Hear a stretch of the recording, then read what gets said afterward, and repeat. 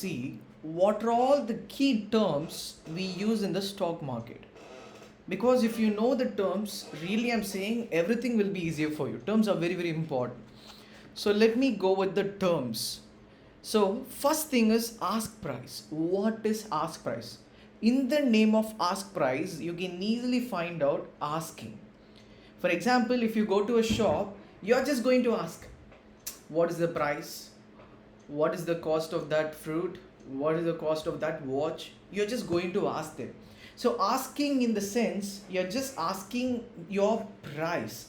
So as a buyer, if you go to the shop, you're just going to ask the price, or you're just going to ask the shopkeeper whether what is the price or what is the quality or what is that.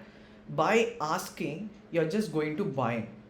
So very clear, make it understand very easily. Ask is nothing but asking. Asking is nothing but buying. So you just asked the price of $150. You just quoted, I need to buy this stock for $150, but the price of the stock is $151. So you just quoted for asking. So that will come under ask price. And next one is bid price. What is bid price?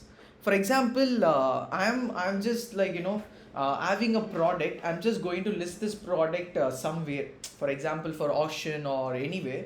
What I thought is, whomever is quoting higher, I'm just going to give it. In the name of giving, in the name of bidding, you can easily find out he is a seller.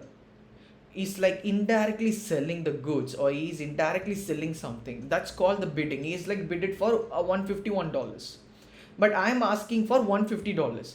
But he's saying, okay, no one is buying, so I'm just giving you for $150. So I just given the bid price of 150. So I just asked for 150. Everything matched. You just buy it. As an asker, you just buy it. As a bidder, you just sold it. So ask is nothing but buying. Bid is nothing but selling. So just remember this both, because very, very important. And how you can find out a coin or a stock or the market is bear market. If the stock, or if the market, or if the indices, or in like anything which is like a moving downward 20% and more, then it will consider as a bear market. So if someone is saying it's a bear market, it means that it has been fallen more than 20% in a year, or in a month, or in a day. It means that it's in a bear market. So if you see something in a bear market, it's more than the 20%. It's not lesser than that. If it's lesser than that, it means that it's in a correction stage. So if it's going more than 20, then it's in a bear market. And next one is blue chip companies. Like in the word of blue chip, which is nothing but the big companies, the top companies like Apple, Google, Alpha, JP Morgan, like these companies are like blue chip, because they have a huge amount of money, and they just given a trust among the people that they are not going to fall down or go up like rapidly, or they cannot be manipulated, because their market cap is very huge. They have the market cap more than 200 to 300 billion dollars. If you see Apple, they have the market cap more than $1 trillion. So easily $1 trillion cannot go to zero, because it's not at all going to happen. So these are all called as a blue chip, which is like larger, stable, and financially sounding very good in their profit and the balance sheet. They will have a billions of dollars in profit, they will be in a billions of dollars in market cap, and they will be stable in their business. So they are all blue chip.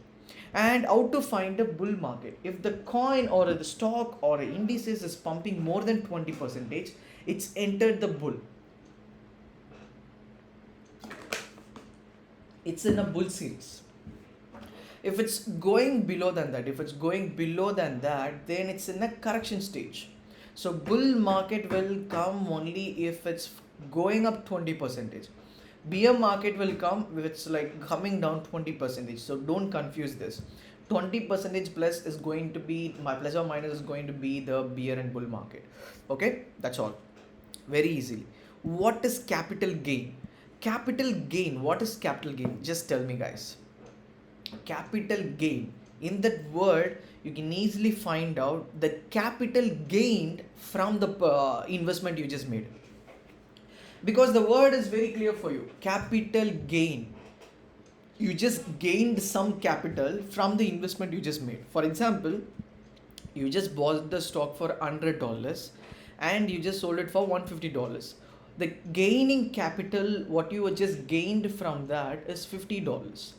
So a very simple math, don't get confused. Capital gain, like for example, if you're going to pay a tax or if you're like filing anything, they are going to ask you what is the capital gained.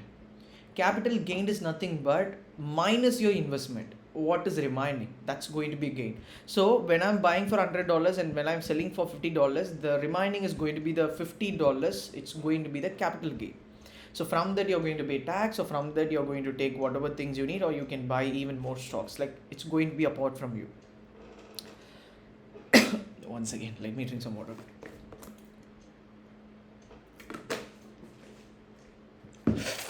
So now we are just going to see circuit breaker. What is circuit breaker? Some countries in stock market, they have the upper limit and lower limit. Even you can, like some countries and some exchanges are very very clear for escaping and for for not manipulating the stock. What they do is they have the upper limit of 5%, 10%, or 10 or 20 or 30 based on the stock quality, and the lower limit of 5, 10, 15. So each and every market has this. Same like that. If you go and check all the market, not only the New York market, go and check all the market, they have the upper and lower limit. They won't make, for example, they will stop trading if it's reaching the upper limit. For example, if the S&P 500 is dropping 7% or 13% or 20% in a day, they will stop buying, or they will stop it. They will stop leaving the traders to buy it.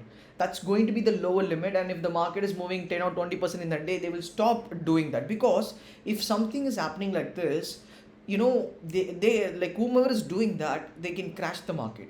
So who's going to suffer in that is the normal people like us is going to suffer. We are going to be in the trap when the upper limit, or if it's crossing the upper or lower limit, it's going to be. So what they will do is, if it's touching that limit, they will stop the trading for that coin. Even if you're giving the buying code, or even if you're buying the market order, it's not going to buy. So these are all the upper and lower limits. Same time, even lot of companies are there, they will stop their automation buying when the market is falling rapidly down. It's like a catching a falling knife. We don't know whether it's going to straightly poke us or it's going to come upside down. So we should be very very careful when the knife is falling from the sky, because the force is going to be very very huge. So I will take this chapter next. Next one is a lot of people's they will focus on dividend. Even like US stocks are like very good in giving dividends. Like if you take Coca-Cola, they will pay $1.84 for share as a dividend in every year. For example, if you have thousands of share, you're just going to earn easily $1,800 a year. But buying thousands of share, it's going to be very huge. We don't know. Some dividends would be coming quarterly, some dividends would be half-yearly, some dividends would be annually. It's based on the companies and based on how much profit they just made. Again, I'm saying dividends are based on the company decision. It's not based on the compulsion or something like that. So some companies, they would given 5 years of continuous dividend, suddenly they can stop on that year.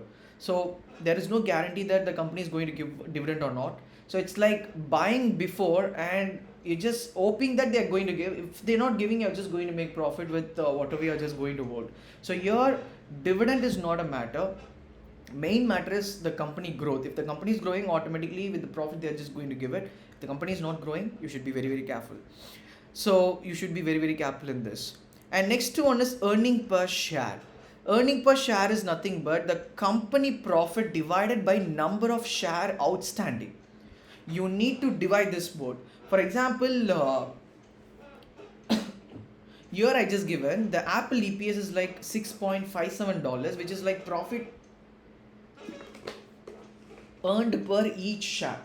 How you can find out this $6.57 is by dividing this both. By dividing the company's profit by the number of shares outstanding. you will get the EPS value. So EPS is nothing but the earning per share. Okay, so don't get confused. We will go deeper on that, but not now. And next one is ETF. What is ETF? The term we use ETF. ETF is nothing but the electronic tradable fund or the exchange tradable fund. In ETFs will be provided even by some decentralized exchange. If you go to Binance or something, so we can call it as electronic tradable funds. But most of the time, it's like given by the exchange. Okay, it's like electronic, but it's given by the exchange. So it's exchange tradable fund where the exchange is like adding bunch of stock and they're just giving the value for that ETF.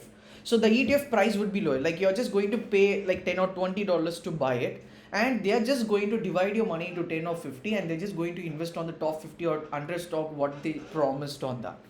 So this is going to be exchange tradable funds because these funds are launched by the exchange.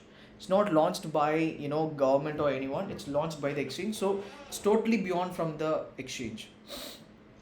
Next one, float, we can see later. We can see on the next like upcoming videos. Next one, 52 weeks high or low. See, 52 weeks high or low, most of the stock market experts and investors will see this 52 weeks high or low, whether it's like breaking that high and going up or breaking that low and going down. So this is going to be considered for the big liquidation level and big illiquidation levels to come out or to reinvest on these levels. So they will use this 52 weeks to reinvest their billions and millions of millions and millions of dollars inside the market. So 52 weeks will be considered in most of the people. So 52 weeks low here, I just given an example. You can go through that based on your based on your strategy. You can use it. And IPO is nothing but initial public offering, and liquidity is nothing but for example, if you're buying a share, you can buy it on the same price, means then the market is having liquidity. If you're buying a share for $1 and if the $1 is placed and you just bought the share for $1, it means that the share is having huge liquidity. You just put the market order in $1 and the share is buying in $1.5. It means that the market is illiquid. There is no liquidity inside the market. So this is the difference. And next one is market cap. Market cap is nothing but, here I just given the equation, the share price into the share outstanding. It will give you the market price. For example, you just going to add the current price, that's the share price, and you're just going to calculate with the share outstanding, how much share is like outstanding, and then you will be getting, like for example here I just given Apple share value is like $200 per share, and the outstanding shares are like around 15.4 billion shares. It's like almost equivalent to $3.8 trillion of market cap. So it's totally going to be the supply of the share into the current price. So you'll get the market cap of that. So market cap you'll use in a lot of place. And what is market order? Market order is nothing but buying something immediately on the same price. That's the market order. What is PE ratio? The price to earn, how much investors pay per dollar of earning.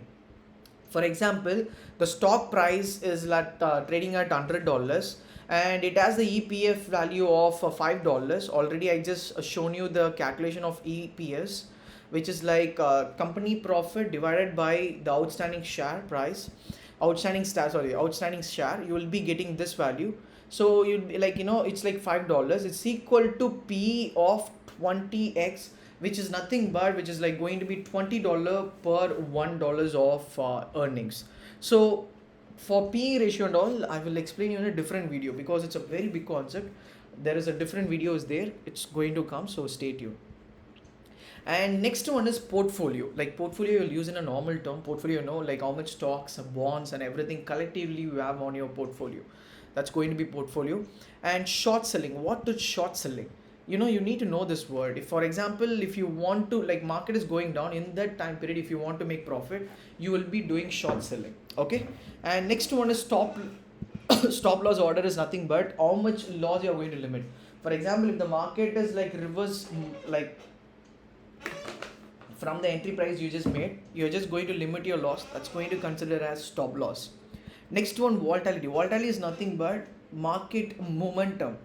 The market, how fast the market is going up and down. If the market is going 5 to 10% up and down, then highly volatile. If the market is moving only 1%, 2%, 0.5% up and down, then it's like volatile. It's like moderate volatile. So this is how you can find out the volatility. Volume is nothing but the number of trades happening in every minute or every second or every hour or every day. Yield is nothing but the annual dividend, which or annually how much you just made from the stock you just holded. So that, or you just have on your account, with that how much profit you just made with the dividend or with the yield or with the profit, it will be considered inside the yield on that year. And 52 weeks range, like already we just seen this, I don't need to say. So that's all guys, very easy. It's not at all difficult. These are all the terms we use in normally. I just try to explain this. Now we can come to the type of stocks. See, there are many type of stocks are there, which is like common stocks, which is like normally, which is in the top level course, and preferred stock, large cap, mid cap, small cap, growth stock, value stock, dividend stock, cyclical stock, defensive stock, penny stocks. So these are all the stock type, and here I just given the full like explanation of this. You can go through that. So these are all the stock variant, and we can see on the next video. We can go through a little deeper on the next topic.